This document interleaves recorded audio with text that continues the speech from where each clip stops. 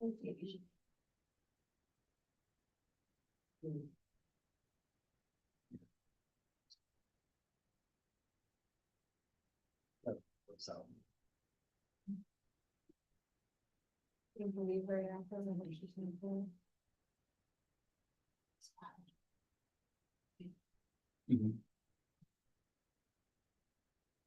All right.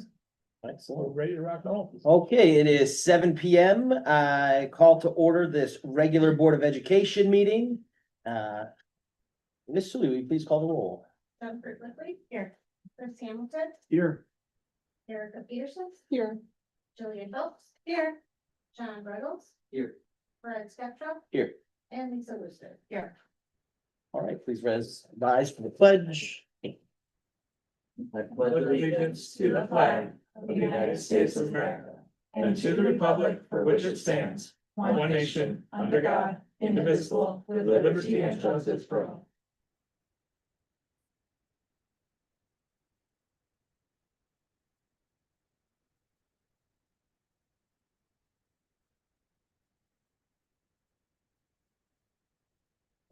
Ms. Sully, do we have any public comments? We do not. Thank you. Is there any addition of non-action items? Excellent. Action item, 6, action items, 6A, approval of board policies. There is one slight, language change I wanted to bring for discussion. I'm sorry, I didn't think about this last, meeting.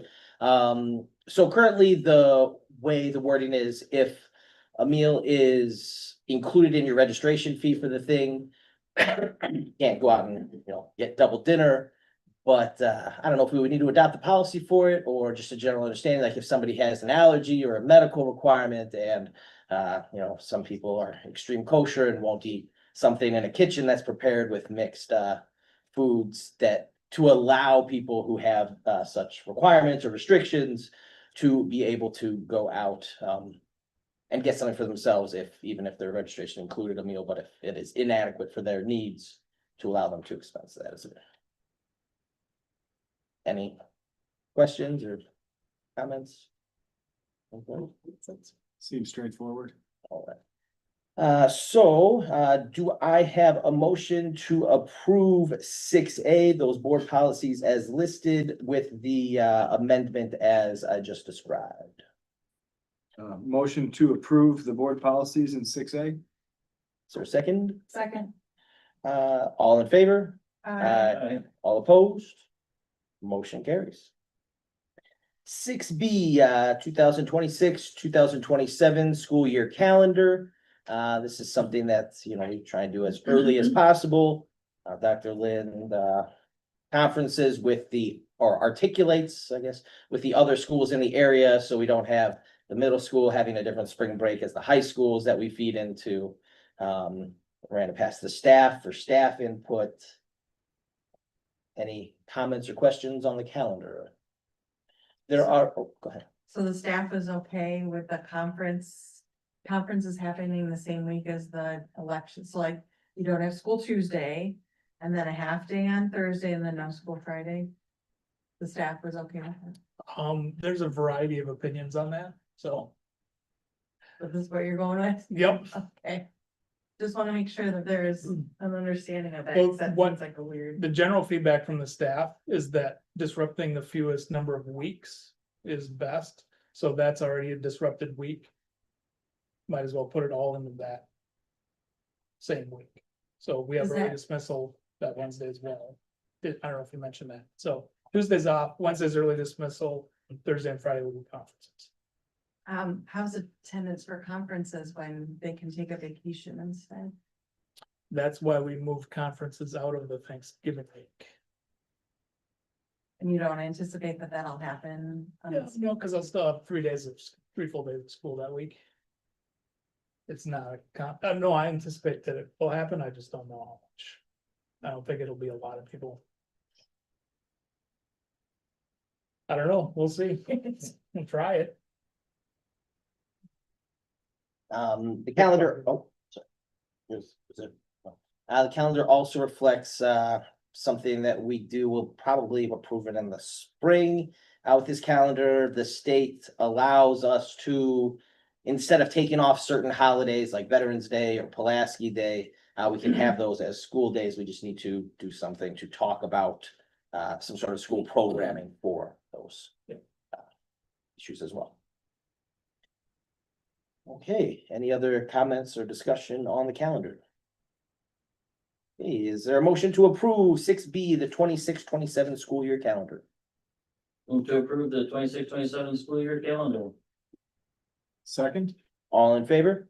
Aye. All opposed? Motion carries. Thank you.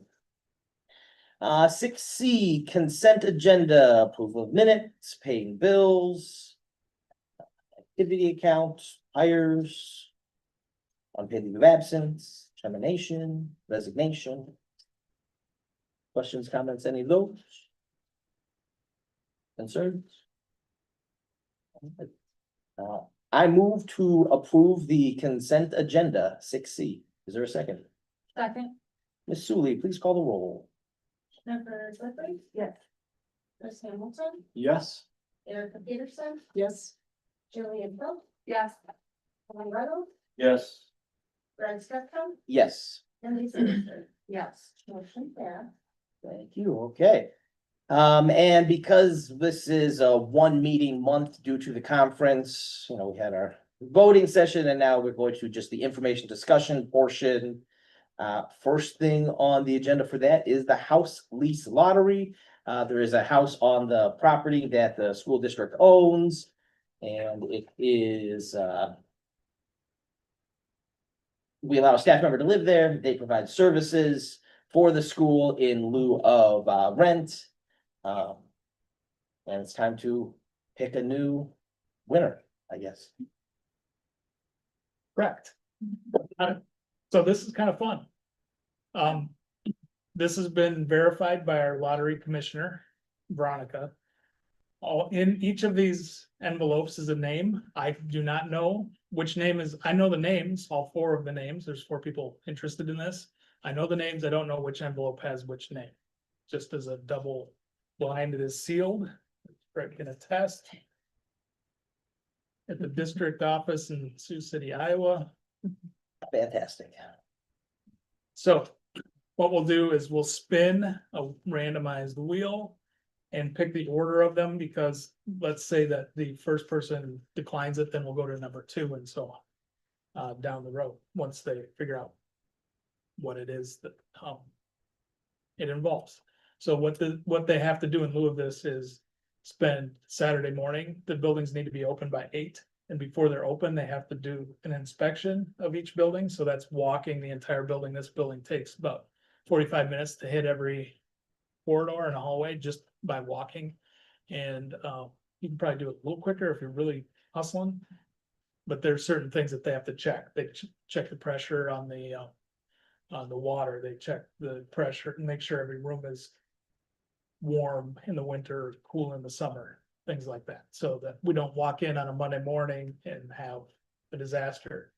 A couple years ago with the second grade hallway, when the pipes froze, we got the call and were able to catch it before it was a major disaster and shut the water off, for example. So it's a lot of responsibility. It's a big responsibility. And it takes a while. So 2 hours in the morning, 2 hours in the evening, both on Saturday and Sunday. All year, every weekend. So it's So good if job. that person's sick or unavailable, yeah. Then they can pay the custodians, so they pay our overtime cost for the custodians to come in and cover. It's a payback, and that's in the contract. has to be a custodian, can't be like their brother or sister. It cannot be the brother, sister, or spouse, no.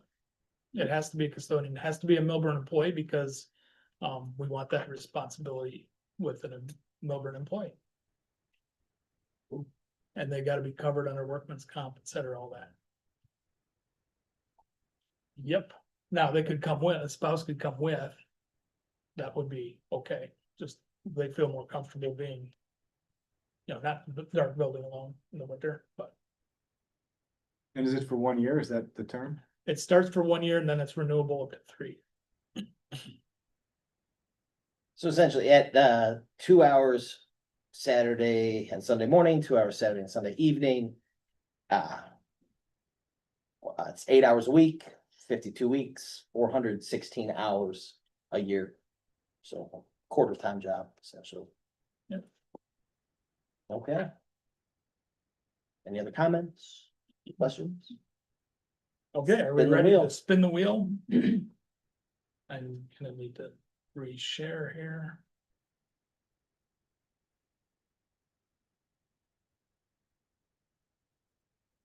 Okay, I'm gonna shuffle it and shuffle it. And spin. It's really fun. Looks like 3 is the first. Congratulations. Congratulations. And I'm going to move number 3 and spin again. Yes, it would all be. Yeah. Thinking 2. 2 is number 2. So if 3 rejects the terms. And one more spin. For those of you that are reducing this order, really paying attention. Okay. All right.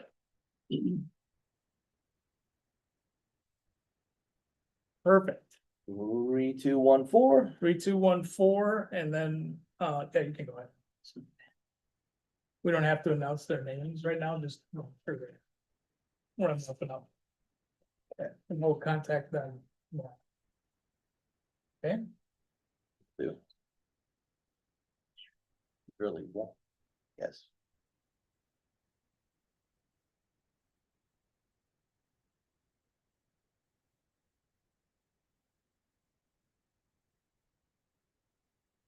It's a sticky note inside the envelope, so it's stuck.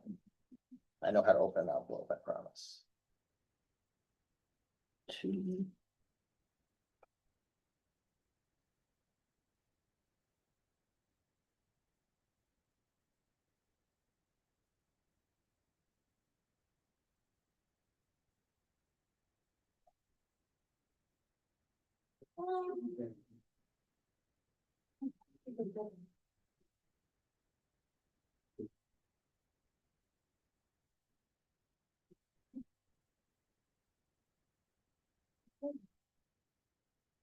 okay. And I will contact them tomorrow. We do have. A process where I interview them to make sure that they're willing once they get the whole parameters of the job and make sure that. They're able to do it, so it's not a guarantee that the first, second or third person can do it. But we will. Go through that process, so that's the next process, but the lottery is to give people an order of chance for that. So that will be tomorrow's project, thank you. Very much. You're welcome. Okay, next item, the 7 to 10 year facility plan. Dr. Lynn. All right, very exciting.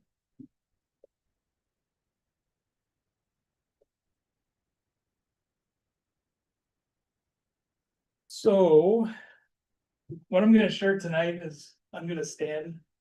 Just standing, presenting. And there's gonna be a lot to talk about with this plan. This has been in the works for a couple of years already. I'm gonna talk about the timeline, where we've been, where we're headed. This is a long-term master facilities planning. If you recall, a couple of years ago, we hired our architects to do a long-term master facilities plan for us. So they came and examined every inch of this building and every inch of the middle school and determined everything from the carpet to the ceiling tiles, what their lifespan should be, where they're at, and when we might plan to replace some of that. So they look at everything. And it's an estimate. For example, the tiles in the floor outside, they're expected to last 25 years. It's 25 years old now, and we don't expect to replace them in the next 5 to 10 years even. So it's not an exact science, it's a guess, but it's a good idea to have a plan moving forward. So that's what I'm gonna talk about today, is the master facilities planning.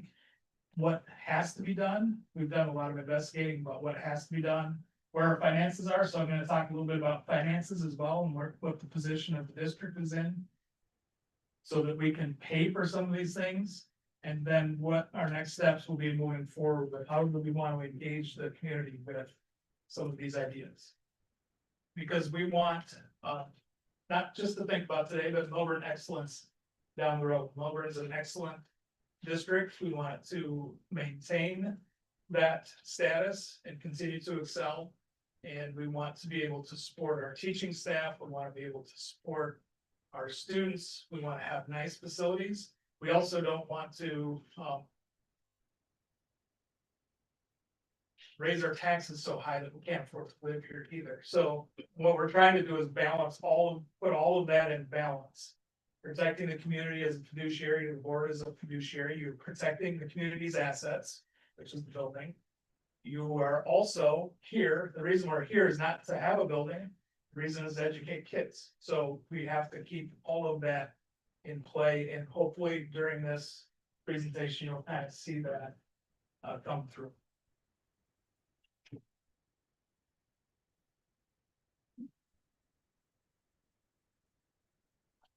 So our goals, proactive maintenance and strategic improvement. So we want to be proactive. We don't want to wait till a roof fails to replace it. It's more expensive. We don't want to wait till a boiler completely fails to replace it, because that could disrupt learning at some point. And we don't want to disrupt learning at all possible. So we want to be thinking ahead. We also want to be maintaining facilities so that we keep what we have as long as possible, like the tiles in the floor in this area and upstairs are in pretty good shape because we maintain them every summer, we wax them, and so that extends their longevity and lifespan. We want to be safe, warm, and dry. We want our kids to be safe, so we're gonna talk about safety. We want them to be warm. Talking about our heating and cooling systems, and we want them to be dry when we're talking about roofing. And we want it to be an attractive, nice place to be. We don't want more on carpets. This library space, we've been able to enhance through some grants that we weren't expecting in the last couple of years. And so we've placed some furniture and made it look pretty nice. So how do we do this? Well, we want to determine what our need is. We're going to talk about that tonight.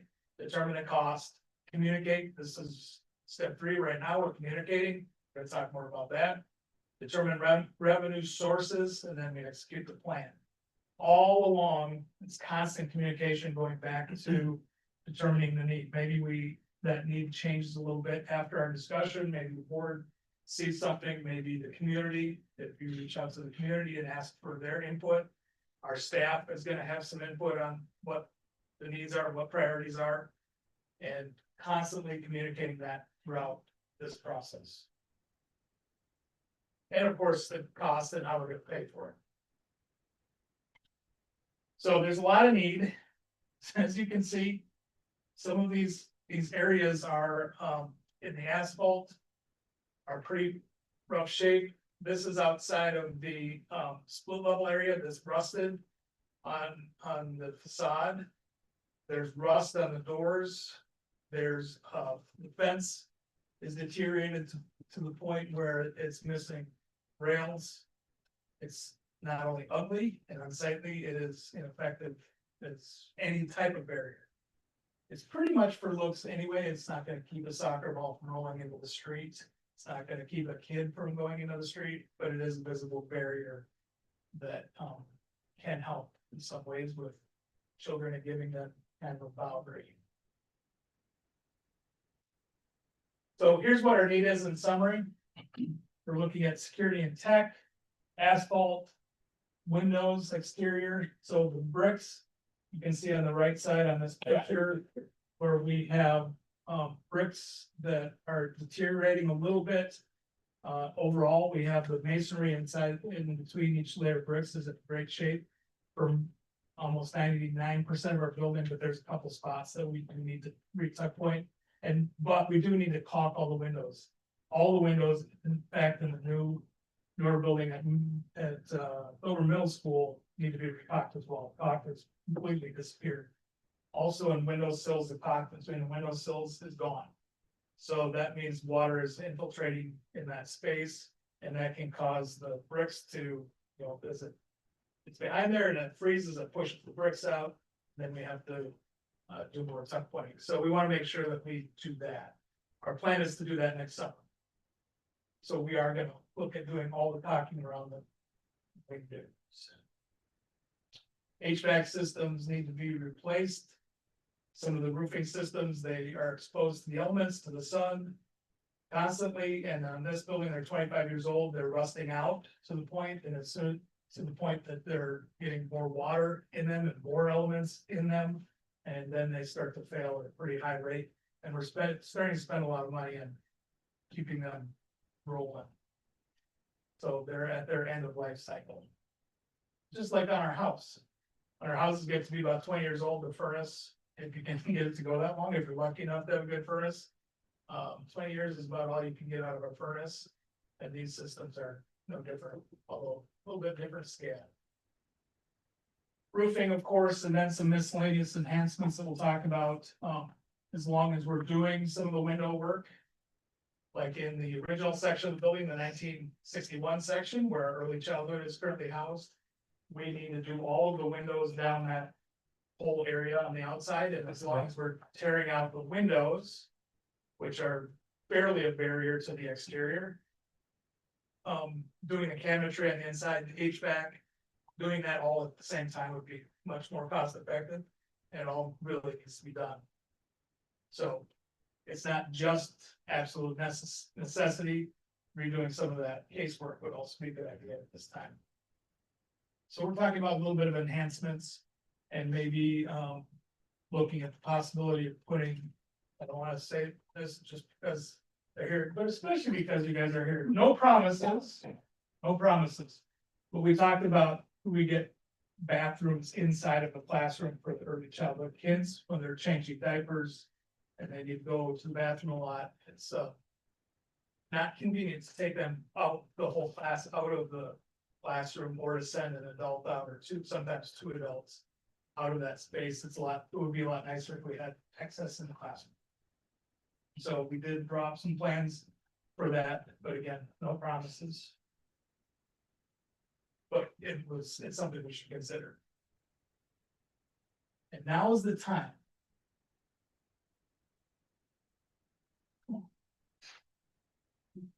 Why now? Because of that, because we've been doing master facility planning. We have some pretty rough asphalt. We have some roofing that needs to be replaced very soon. We want to do that before it's too late. We want to do it while we can do a resurfacing versus a total tear off, because it's a fraction of the cost and we still get 20 years out of it. So we're going to talk more specifically about roofing, but now it's the time to be proactive versus reactive.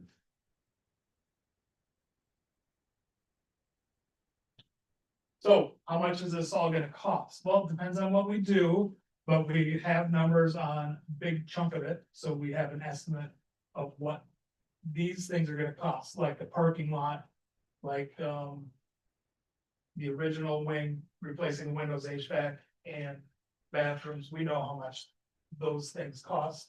We have already got some estimates. We're looking at about 9.5 million in total between the two buildings. About 700,000 in security and tech. Security would include a fence, replacing the fence and replacing it with a fence that's actually a barrier for students and a barrier for balls, so that balls don't go onto Crawford Road like they currently do. That increases our safety at that level. Also to put gates up at each of the entrances at the elementary school to keep people off of our property on the weekends. So we would have a visible barrier. It would match the fence that's across the street at the cemetery to keep the neighborhood look going and have some consistency. Look pretty nice. Also key fob entrance, so we know who's in the building at all times on the weekends and during the day. So when our teachers come in, they they would only be restricted to coming in to probably 2 or 3 entrances at the most at each building, and they'd have to use a key fob to come in. That's great because we don't have to worry about collecting physical keys. If something happens and they leave our employee or their substitutes and they don't, we only activate them on certain days. We don't have that ability at this point. The windows exterior, about 467,000, HVAC about 1.1 million, roofing 2.3 million, asphalt 1.5 million. And then the enhancements, which would be a variety of smaller projects, and putting bathrooms in the early childhood, total about 3.2 million.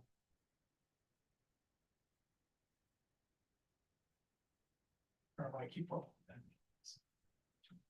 So how are we gonna pay for this? This is gonna be the really challenging.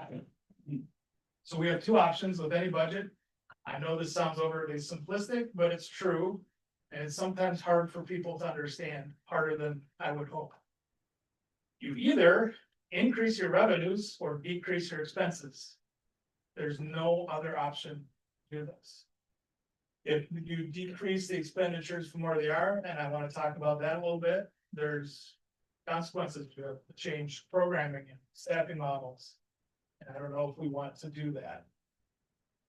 If you increase revenue, the only opportunity we have as a district to increase revenue is through a tax increase. And there's a bunch of options as far as how we can do that and the best way to do that. And what Carly and I are looking into and doing a lot of research on is how can we do that the most efficiently and effectively in capturing as many dollars from the community as possible. We don't want to spend money or have money leave our community. We want to keep as much in the community as possible. We'll talk more about that when we get into our revenue side. So that's one way. Well, it's the only way that's to increase revenues. Decreasing expenditures means changing staffing models and programming. And I don't know how much room we have to do. 80% of our budget, just as a reminder, is salary and benefits. So when we're talking about reducing expenditures, it's really tough to do without talking about salaries and benefits. So that's just the reality of a school district budget.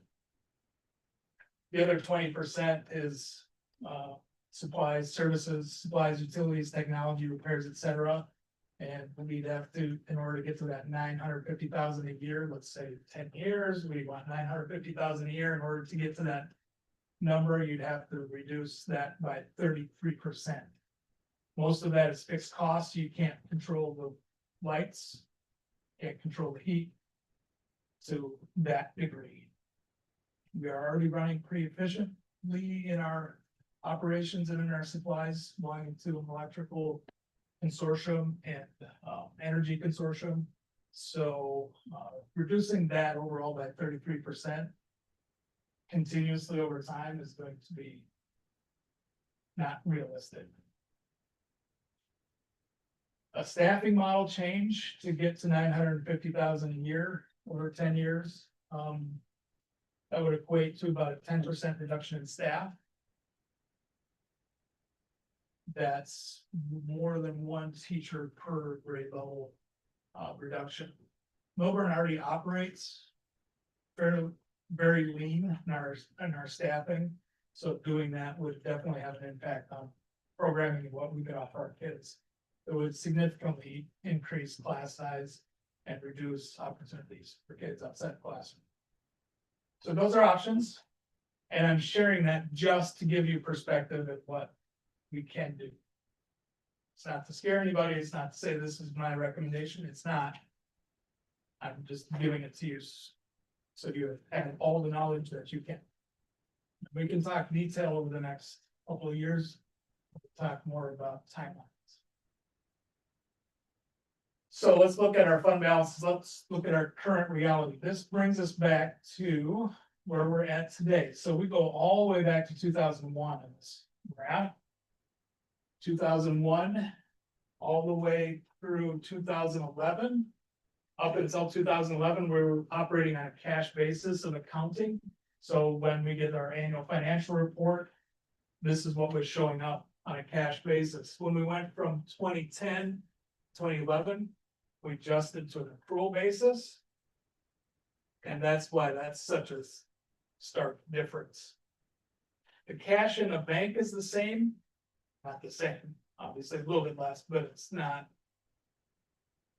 this drastic of a change. We lose that much money in 1 year.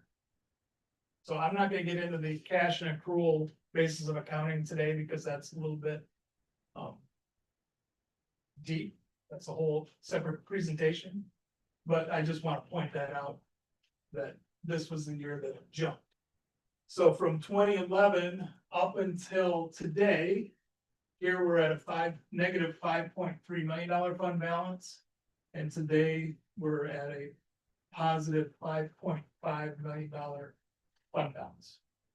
That's in education, O&M, and transportation, which are our three main operating funds. This is all public information. This is on the website, this is on the state website. This is the audited numbers. Our board policy currently says that we must carry in these, or at least attempt to carry, a 15 to 20% fund balance, and those are the dotted lines. So the 15% would be the low end, the 20% would be the high end of what our expected fund balances are, and that's so we can maintain operations, have enough cash on hand and cash flow throughout the year to be able to function. So we hit that number in 2022, which isn't too long ago. It took us 11 years to dig out of that hole to get up to where our board policy aspirations were. So just want to point that out. That's saying then that we have some cash or fund balance that you could use. And I'm not suggesting that we do for some projects. I'm not suggesting that. And I'll show you why in a little bit. So that's where we're at today. Now, if we take just a simple projection, remembering that 80% of our funding or our expenditures, 80% is salary and benefits. So just that 80% of our expenditures, if I project that out with a simple projection, saying that next year our salaries are gonna increase by 3%. Our health insurance is gonna increase by 15%, which is what our consultant is telling us to expect for the upcoming year at this time. And other benefits by 3%. Oh, dental by 3%. So if I take salaries up by 3%, which would be pretty tough to manage. If I take health insurance 15%, dental insurance 3%, those are the three things that make up salary and benefits, pretty much. And this is on the low side, this is what happens. Also, we know that we just did the levy. We're anticipating getting an additional $780,000 from our taxpayers. So anticipating our taxes, we're gonna collect an additional $780,000. A good chunk of that is from Briargate and then other new construction in our district. Wonderful, but that doesn't even keep up with that rate. Keep in mind that that's just 80%. That doesn't, if gas prices go up, doesn't include that. If electric goes up, doesn't include that. Paper supplies go up, doesn't include anything else. Okay? Just to get perspective. Then in FY 28, I took health insurance down to 5% increase and everything else at 3% again. Understanding that Briargate's not gonna be building in a clip as high as they have been. Took our additional revenue down to 600,000. And the difference is we come back up, but it's pretty much equal. And then following year again, do that one more time, and you're back to basically even. So I just want to point that out, and this is what it looks like on the graph, again, the 15%. Minimum fund balance keeps increasing this year because it's a ratio to revenues and fund balance, so it has to go up. You can see that we're pretty much flat, and we've pretty much been flat since 2023. We've increased our fund balances a little bit, but not by much, barely.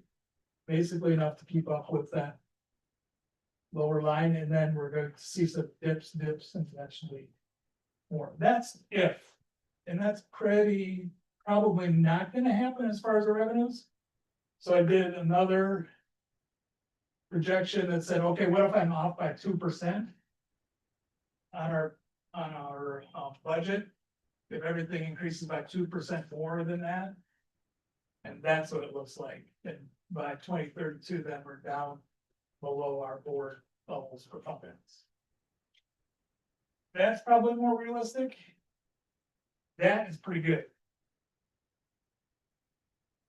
I would be thrilled if this happens.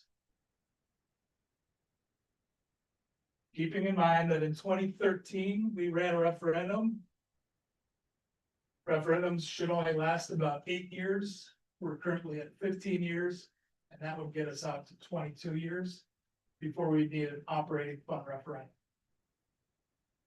That's pretty amazing, and that's because we've been very frugal with our spending and targeted with our spending so that we maximize what we're doing for kids, trying to support our staff and maintain competitive salaries in the market.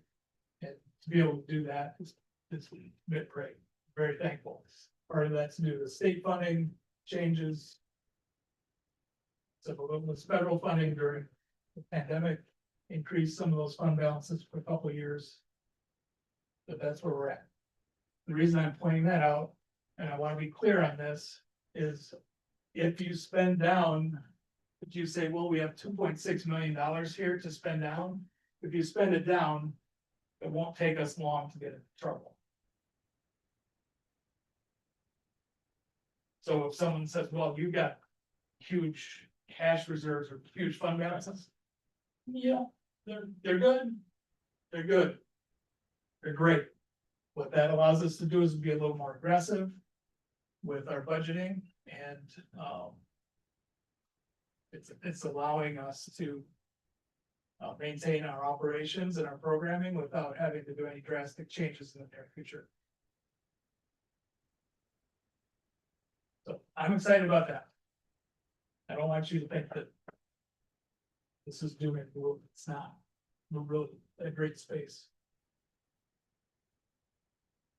Okay, And this is if we're over the projection, right? yeah, that's if you're 2% over per year. If we're under, it's even better. If you're under, it's better. That would be back at this one. Or right at the projection. This is, again, this is a very, very, very simplified projection. Lots of factors go in.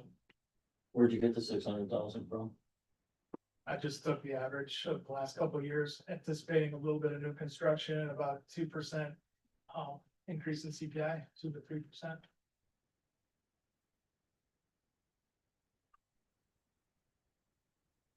It's an educated guess, but it's still a guess. Okay. So spending down the reserves, when we talk about risk, we're talking about risk appetite, that's how much we need.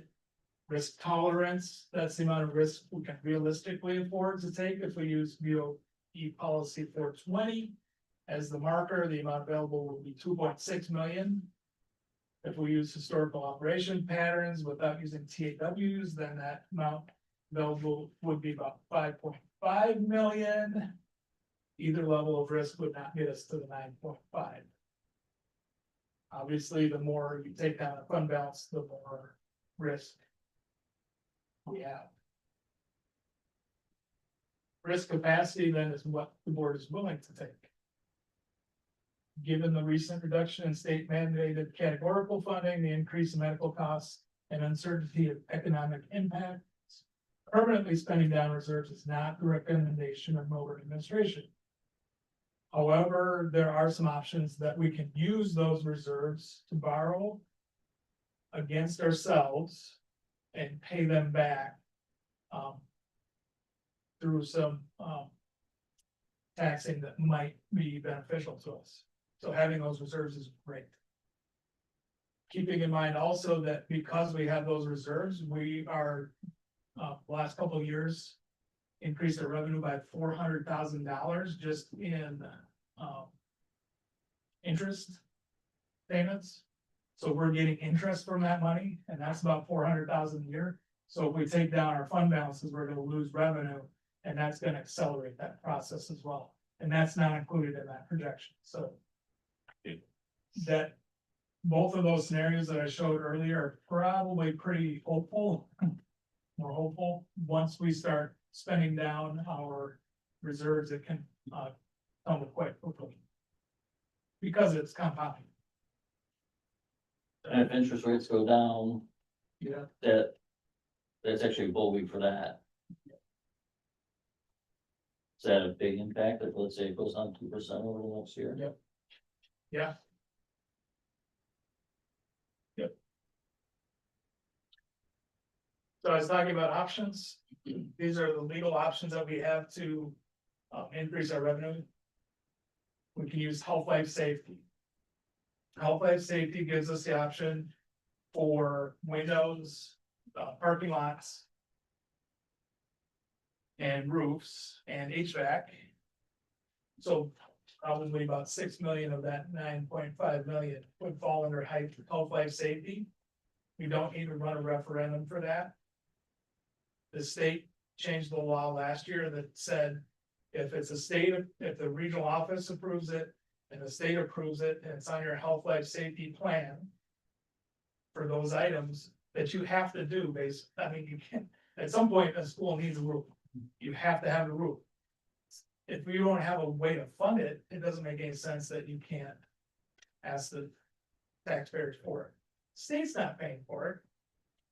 But they're saying that we have the ability to increase our levy with no cap in order to pay for those items.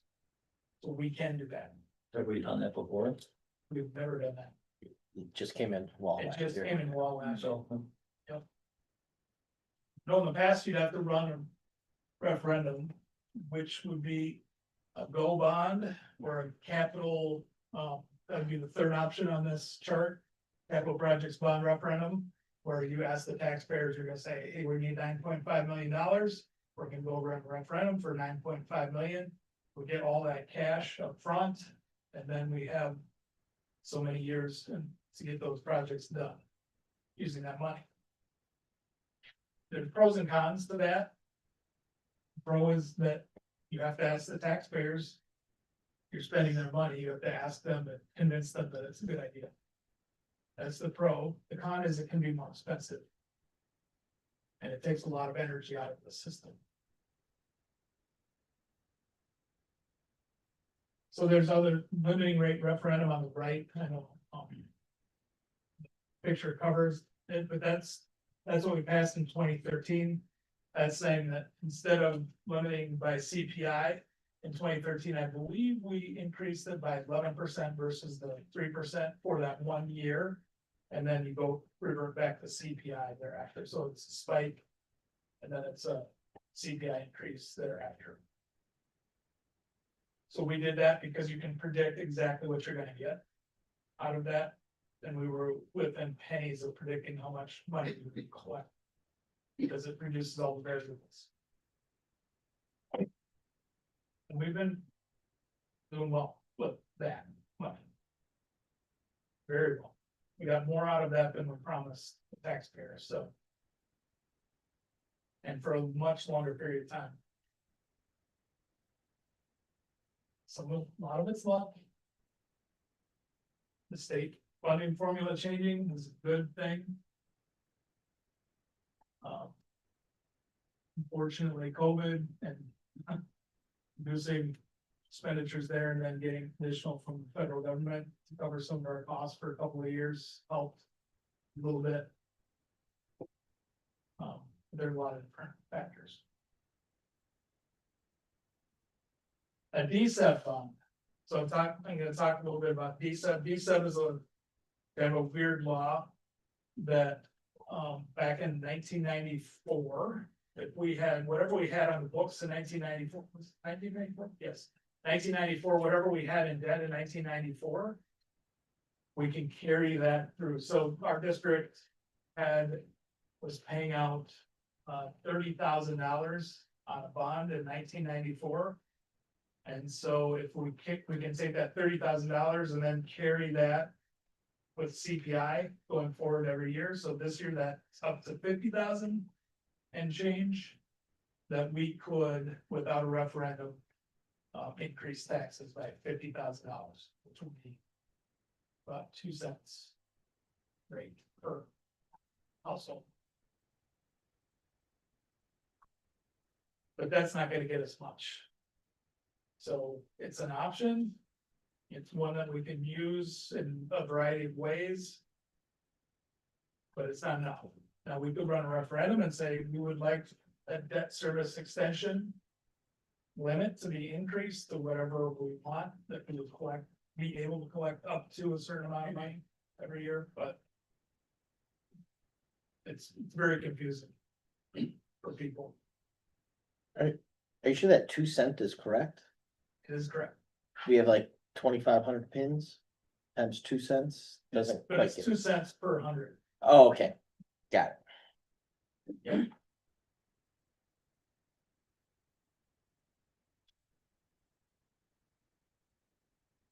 So. Let's talk about that 2 cents, what that's. Well, I don't have that scenario, never mind.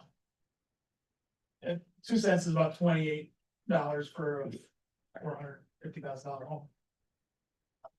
So I have some scenarios here. So let's say we did scenario 1, it's a 10-year bond for the full 9.5 million, and I'm just using a traditional method here to go for referendum. It's gonna cost us 11.5 million over 10 years, the taxpayers, because nobody just gives you money. They say, yeah, we'll give you 9.5 million, but you're gonna give me an extra 2 million to get that over the next 10 years.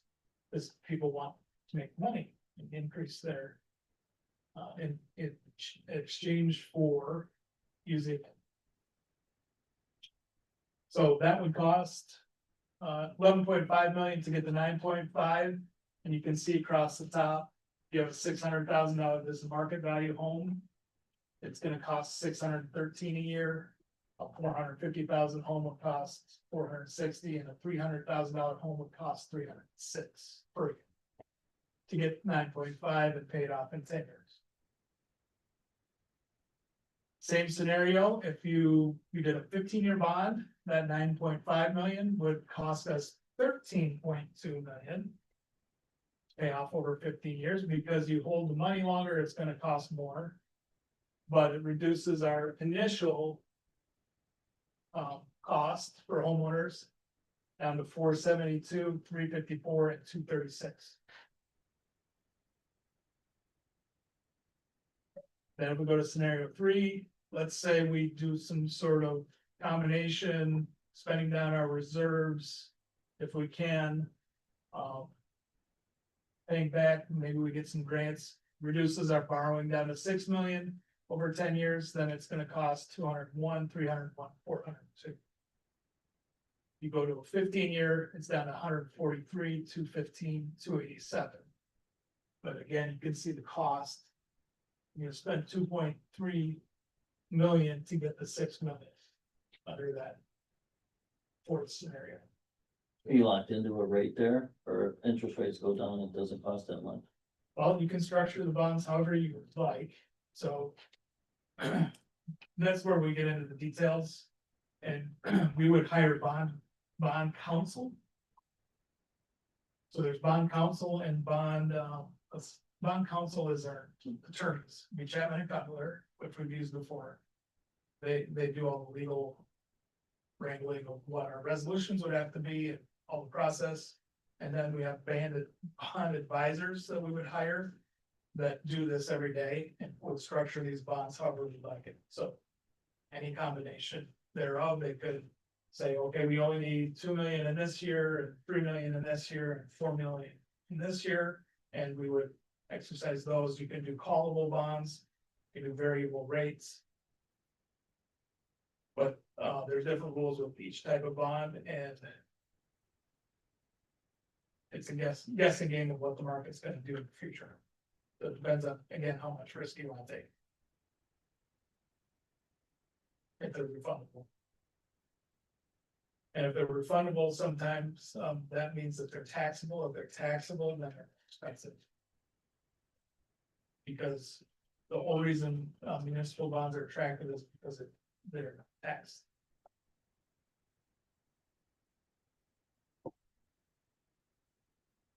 So lots of options. We will hire people that know more. And are to help us.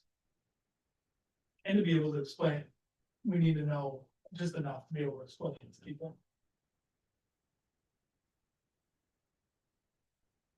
You know what to communicate, so this, where we're starting with the board, this again is the very high level overall plan. Get some feedback from the board, we'll go to the staff and get feedback, we'll go to parents and get feedback, and taxpayers and students. We want to start collecting feedback. Our goal, again, to be proactive and strategic. We don't want to sit back and wait for the roof to leak. And then it becomes very expensive. That 1.3 million becomes 3.5 million if we have to do full tear offs. Very expensive, so we want to be strategic. And if we're also tearing down windows, we should look at, hey, does it make sense to do the HVAC that's 61 years old at the same time?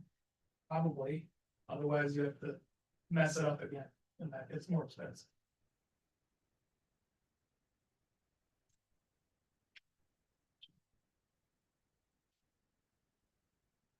So we determine the need, we determine the cost, we're communicating who needs to know what, when. In the future, we're gonna have to determine the revenue sources and then execute the plan. So our next step would be to present the current plan, planning on doing that from November to March. Continue to get out to groups and present this plan. I need to meet with Briargate and any homeowners associations that would like me to come. I would go, let them, just give them a heads up, this is what's coming. Invite parents in, this is what's coming, and then give us feedback on, maybe there's some other projects that you see that we really need. Like the playground at the middle school that was built for elementary students. Maybe they would like a different setup. Would the community be willing to spend a couple $100,000 to get us a nice space for middle school kids? Do we want to add the surface that we have at the one playground here, the nice rubberized surface? Do we want another rubberized surface on the other side so we don't have to kick kids out the wood chips when it rains? Those are questions that the community, and then we say, okay, here, you know, kind of have the dials. This is what it costs, this is what you get, this is what it costs. Take this away, and we can help prioritize that process.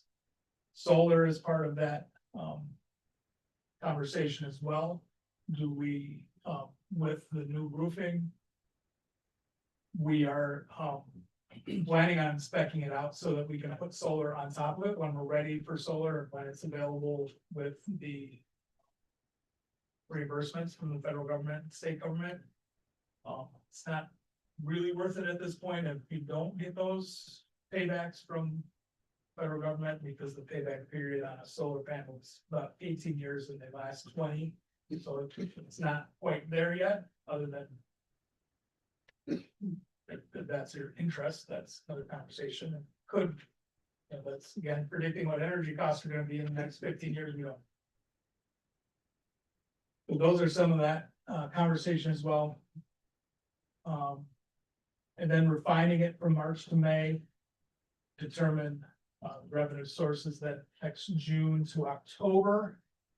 If we're planning on putting anything on a ballot, that would be in the spring of 2027, so that we could start those some of those projects in the spring of 2027.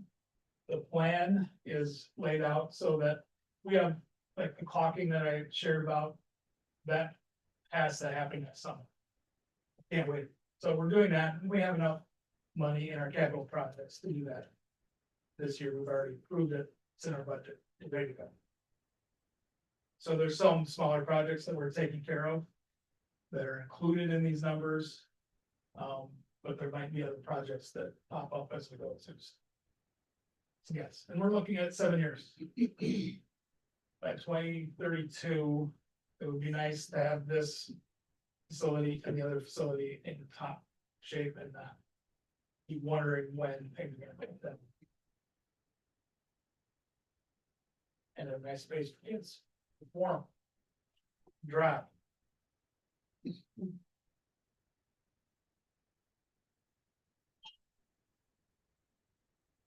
All right.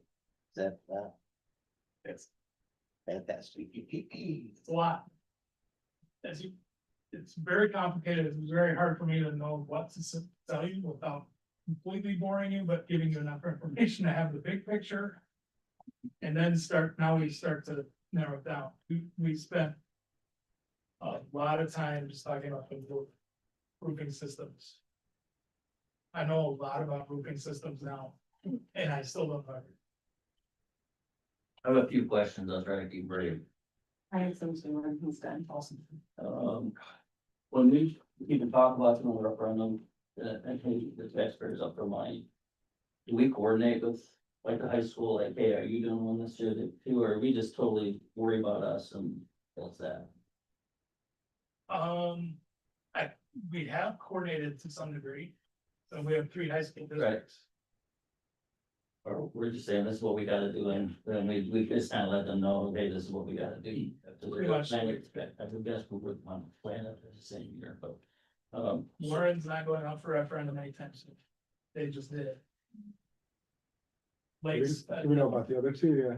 I don't think Lakes is, and Grace Lakes bonds just came out, so I don't think they're gonna be projects in there. But. I thought they just ran one for a theater at North. That's right, you're right. They did that pass? I don't think so. Can't remember. I'm in Lake, so I was. I'll ask them. If I read that right, if we got everything we wanted and didn't move our fund down, we're looking at like 600, was it $600 for $600,000? Yeah. And that's everything keeping our, where we're at. Yep. Do we ever put other stuff in there? And I hate spending, but, like if we said, okay, we wanted, money for a resource officer, we wanted to take starting pay for teachers to attract talent up 5% or whatever. Mhm. Is that stuff that we put in this sort of stuff too, or is this only for building planning? It's not necessarily in this particular budget bracket. Right, we don't Right, talk that would about be, that come stuff. out of a separate fund, we should talk about that stuff, we should talk about that stuff, so. Those items will come out of the ed fund, Fund 10, that would be a limiting rate referendum, if you wanted to increase that money. But if you recall, we do have, some reserves, so if those are priorities, I would suggest slowly spending down those reserves for those kinds of items. Now, there's different. This is gonna be tough to explain to people. There's different mechanisms for. Borrowing because we have some fund balance in the ed fund right now. If we issued a bond, let's say in health life safety bond, which comes out of debt service and then goes into health life safety, our taxpayers pay that back. But instead of the taxpayers paying 4.5% interest to State Bank of Lakes. Milburn purchases that bond. They don't purchase, but we would take over that bond, take that $5 million out of our ed fund balance. Put it through debt service and health life safety. So now there's $5 million over here, and the taxpayers would every year be charged a debt life service or whatever, debt service. And that then would create a revenue stream back into ed fund. So you take that down, but then you'd be repaying those balances and pushing them back up over time, so you don't lose it permanently. It's a temporary dip while we have it, and then it'd be paying with interest, so you create a revenue stream, you don't lose our interest in that fund. Yeah, and maybe I'm looking at it differently, but if we wanted to do something like that, we said, okay, by the way, your taxes are gonna go up $610 this year. And I just would wonder if we look at it like, well, if we went up $626, which isn't a big difference, and we could get something like that, I just wonder if that's, we consider it and we try to do it at that time. Yeah, a way to get things we want along with things we have to do anyway. You guys are gonna pay more, and for the teeniest bit more than that, we can get this back. Instead of keep going back. Right. Right, cause it's gonna be unpleasant to return to ask them for more money again on the heels of this, right? Yeah, and this was hard for me, that was hard for me to say as a person, who doesn't like to spend, but,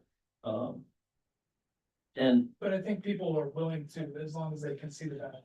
yeah, I think we've done. That's always best, Like like you said. 2013. We were able to show the value. And 2013 was the limiting rate referendum? Yep. So limiting rate referendum and ed fund specifically, that ed fund is your most flexible fund. You can spend pretty much anywhere out of the ed fund.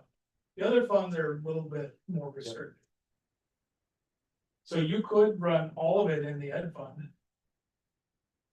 And promise the taxpayers that you're gonna use that extra money for capital projects. They tend not to trust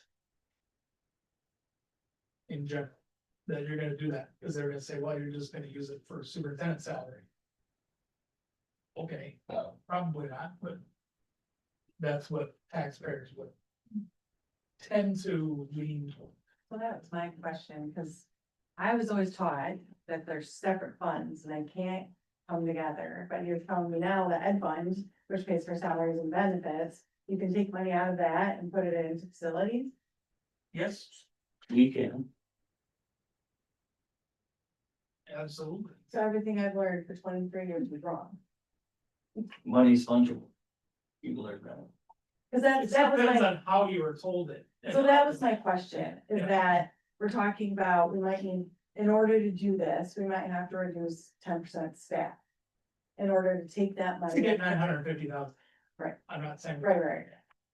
So, but that was one of the scenarios, was we could Yep. reduce staff in order to get that $950,000 into facilities.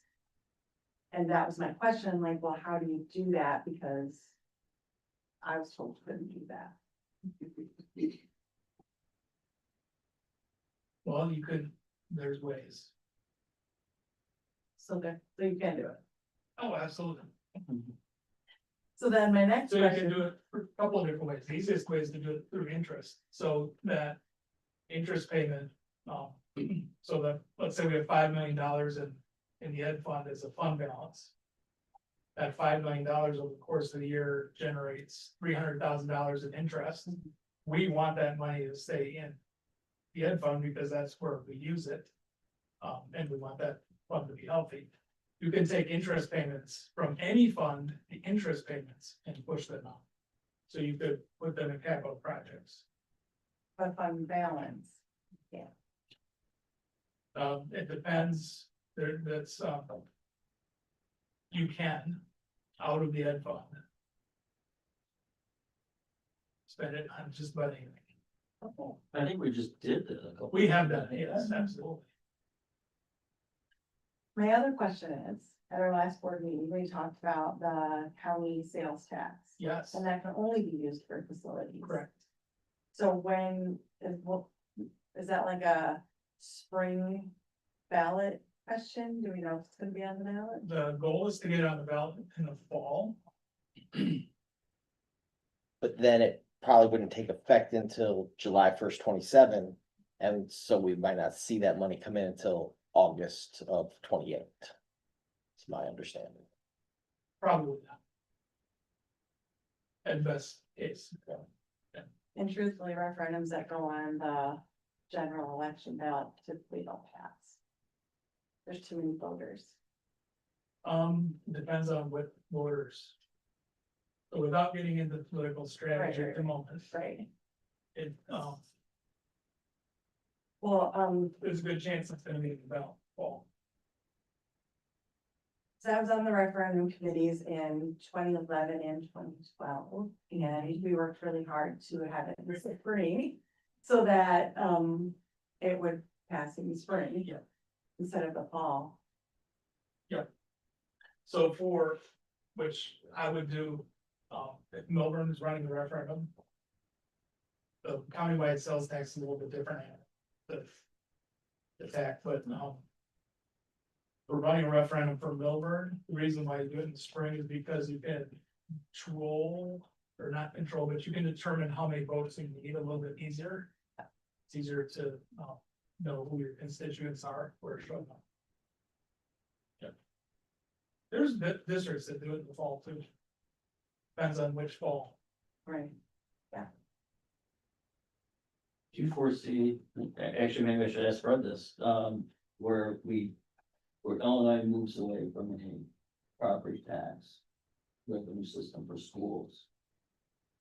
And what would happen if we planned for that and then it switched like that? You know what I'm talking about? You've heard where they. I don't thought see there was that a push happening, for no. that.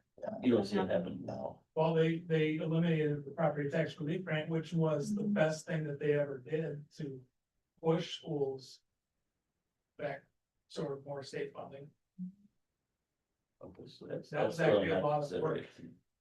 It was supposed to be, and they eliminated it this year. $50 million a year. And the state's been pretty constant with, like the transportation costs have gone up, but the statewide reimbursement has stayed flat for a decade. Yeah, You so know, we're losing money in mandated categoricals too, I didn't point that out. We're actually losing state money. That's why I say the only additional money we get is local property taxes. Our transportation costs have skyrocketed. Almost double the last 4 or 5 years. Crazy. And we have not gotten any more money from the state. Okay, I mean, it's not as bad as it was back in 20. When was that, when the proration was the heaviest? It was real bad. 2007, 2008, 9, 10. Those were really lean years. That's why you saw that -$5 million fund balance, people were losing state aid. And it closed over $1 million a year, and then get upside down pretty quick.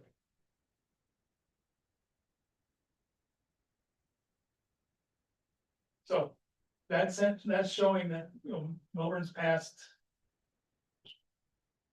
balanced budgets for 15 straight years. We keep saying next year, we're gonna be not passing a balanced budget, I keep saying that, but you can see it has to come at some point. And it dips out right at that peak, and we've been able to maintain that level for the last 3 years, where we're just barely squeaking by, and then something positive happens. A lot of that's enrollment declining.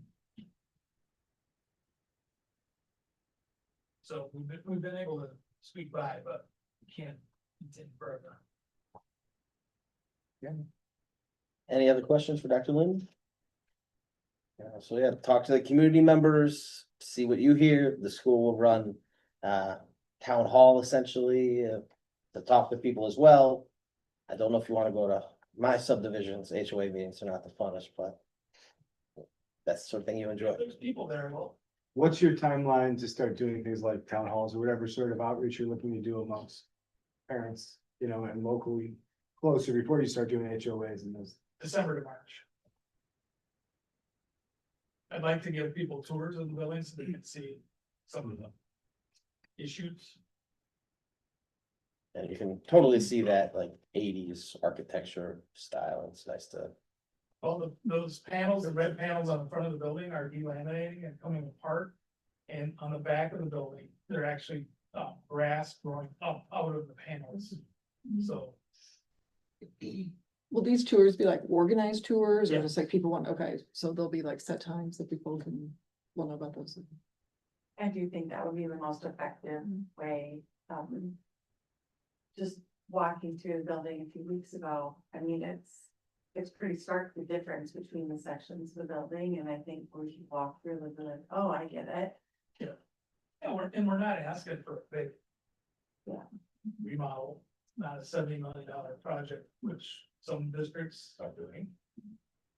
$30 million projects, districts our size are doing for one building, of a remodel, redesign.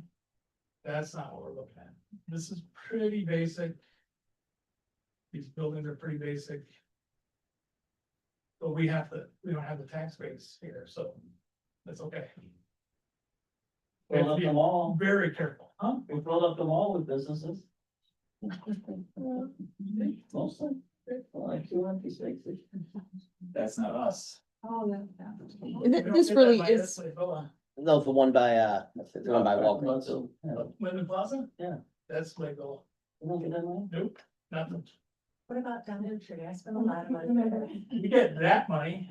Yeah, that's the one. I was- Not the money you spend. No, I meant the Linden Mall, Oh, by the police station. by the police station, yeah. And Dr. I have a quick question. Is enrollment declining because people are not moving to the district, or is there another factor? Oh, no, there's a waiting list to get into this. Oh, okay. There's a lack of housing. People like me don't leave. No, because where can you go to get a cheaper house? When you've got, let's say we have a 2%-ish APR financing, or our house is almost paid off. We don't wanna go anywhere. So like You know, people right not now. moving out and then a lack of affordable housing in Lake County in general. So there's a severe housing shortage in Yeah. my county, across the country. there's not much inventory in Lindenhurst either. No, Lindenhurst says Nothing. nothing. So it's that, and, you know, all these houses were built back in the 1990s, early 2000s, and all those kids are in college and gone. But we're still here, so that's why the enrollment's dropping. It's not a replacement as fast as building a whole new subdivision where you have all the young families buying houses in that area all at the same time. Like when Heritage Trails went up. Boom. Lots of young families. Deer path. There's no way to expand like our districting of the different subdivisions that Milburn pulls from. I don't As think far that's- as housing? just wanna give it Yeah, up. like housing, yeah. Oh, there's been developments planned, they're just not. It's too expensive to build and sell. Super. That's why we have townhomes, because it can be. There's still a shortage of townhomes and they're cheaper to build. So right now, we're okay with having low enrollments, but still having people pay their taxes. Oh, yeah, low enrollment's saving saving us, And that's absolutely. helping. If we didn't have low enrollment, we'd be in big trouble. Because we'd have to hire more teachers, more staff. But that also probably increases the challenge of asking taxpayers to pay more, because we have less people who are as incentivized as. But then it's messaging, because then you're speaking to me and saying, hey, somebody else helped pay for your kid's education. Now it's your turn to pay for somebody else. Yeah, I think there's probably other avenues of messaging we consider too, right? Like why your property values are as high as they are, right? The school system is a huge part of that, right? Yeah, It's no very one wants, desirable. no one wants a school system class. Yeah, I mean, people move here for the school system. I mean, I moved here for the school system, but I will move out when my kids are out. So it's just because I will not pay taxes any further, but, Well, assuming that rates are worth moving for, right? Like. oh yeah, to no, your I'm point. moving. But I will, yeah, it's just, I'm a different, I think, like, demographic for Milburn. Yeah. We moved here specifically for these schools. So did we. Well, that's it. Yeah. I was looking at my taxes back in 2014, which would be the first year we paid for the last referendum. 2014 to 2025, so 12 years of taxes. They went up 8% total. So if I look at what I actually paid to Milburn last year versus what I was there, but the house paid for in 2014. 8% difference only over that time. Now that's one example, and every house is gonna be different depending on which, when you start and end, but. So those are kinds of messages like, we haven't, the taxes aren't exploding like you might feel like they are. Property taxes are too high, still too high. But with what we've been given and what we've had, we've done a lot with it. And you give money back. We abated a lot of those years to keep it down. 8%, 12 years. Huh? Well, but the bond came off. So I think if you look at the last year, when we still paying the Right. I'm bond, still up Yeah. 20% in 5 years, so. Yeah, again, it depends on when you're starting point, that's what I'm saying, it's, I Yeah. don't wanna use that to, you have to be careful. Cause Warren, different, yeah, that's why I was like, we're Warren, so I was like. So take the average, so I took the average, cause there's one year mine went down 24%, 23%, next year went up 24%. Okay, so you had a lot of this. A lot of volatility. Depending on when it's bought and sold and. When the assessment comes around. So if you, I took. Different way of looking at it was the average payment of 12 years. Was 5,600 to Melbourne. I think last year was 5,700. And last year was 59, so just the Melbourne, just Melbourne. Which is the biggest part. So when you look at it in that perspective. I don't know if my house still is the best example. Because of the volatility. But 2014 was the first year that everybody's went up. And 2025 was the first year everybody's went down. Or the second year, went down, I'm not sure, I think it was the second. right? second. Ours didn't go down. Oh. No. No. Not the 20, overall, everybody went down 27%, the whole pot went down 27%. Mine did. I mean, somebody has went down. all right. Are we good on this for now? Okay, and you included the bond options in with that, right? Or is that Yep. serious? Okay, good. And you guys have a link to it if you have questions. If you're sleeping, Thank you. pondering the next few days. All right. Upcoming calendar, That was the calendar. Okay. for that we voted on. Yep. Just got it put on twice. Yep. Perfect. Any questions about the levy? We will have a presentation on it at the next board meeting? No? Oh, no, approving it, Yep. is that Yep, Just the we'll have a the next? hearing, Yes.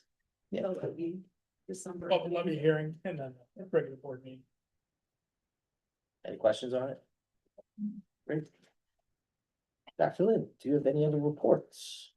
Yeah, we have, the Triple I conference, which is the IASA, IASP, which is the school board members and the CSBOs conference. Coming up, each of you has a packet, Veronica put together a packet that gives a little bit of itinerary.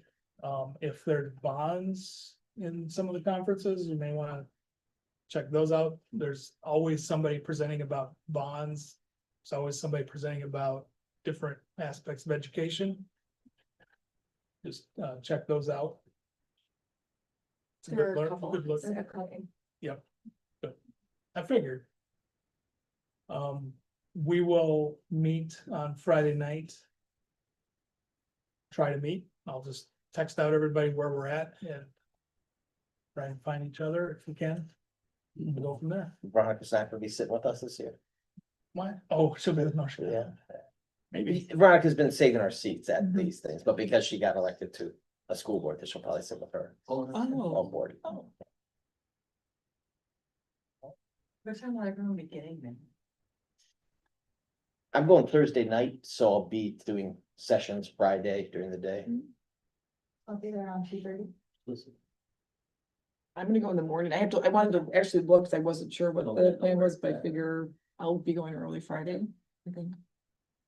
This general session is at 3:30? Yeah. I gotta run a school, so I'll be there after. As soon as you can. Yeah. Superintendent, not letting you out. No. Is he going or she? I don't I'll know. be there. Yeah. So the one thing you might wanna think about, especially you, Jen, I don't know if you get Spot Hero to get parking, because sometimes the valet is closed, they fill it up. That's sometimes. Nightmare. Maybe, It will be Absolute nightmare. I Yes, park like 5 miles. hours. If you get there by 4:30, you will not find parking at that hotel. Then that guy. The valet will be Another great filled. option is the The train. train, probably the train. Carly takes the train, that's a great The option. train is a great way, but if you do not get there, I kid you not, by 4:30, you will not get valet park. We got there way earlier. Yeah, I think that it's even being Is that- generous. yeah, I that's- think if you're there at 1, you're not getting. Oh, no, I Yeah. usually get it by 2:30, like I'm still in the clear. I Yeah, think we pulled up the same. I think we did, and I got it. I like you better. She took the last spot, so don't let that get. I said, give me the spot. And it is chaotic, like, It's to nuts. the hotel and all the things, so just kind of breathe and go with it. Okay. If you need help, just text somebody and we'll guide you. But it is fun, it's a good time. Mhm. And you do get PD hours. You need those still, 9 PD hours for the conference. Also the tree lighting that same weekend for Chicago and the Magnificent Mile Parade, so just know there will be tons and tons of families and people. And where the Sunday? That's on Saturday and Saturday. Friday and Saturday. Santa's I'm gonna be not there. saying. Santa will be there on So it's Saturday Friday. for anyone that would like to see Santa. And Mickey and Minnie. And Mickey and Minnie, yeah. Run, I saw the thing for running, gonna say to wear a coat. Is that because it's cold like where we are? Or are we like walking around outside? So once you're at the conference, most of it is you can get from conference space to conference space inside. Okay. But there is one across the river, the Sheridan Hotel, where they hold some sessions, so you'd walk outside That's what across the you want, river to get okay. to that one. And That the is fair. And we walk the it general down. session is All night. yeah, you're walking So- between 3 major like hotels, like within a triangle. But with the wind that kind of happens. Ah, you would- okay. If you do get cold easily, I would wear a jacket. And I love to walk places because it's so crowded, especially Saturday night, because of the parade, so to get from place to place, but not everybody likes to walk, so we're trying to arrange transportation for dinner on Saturday night, Go to Wildfire. yes, That's not that bad of a walk, though.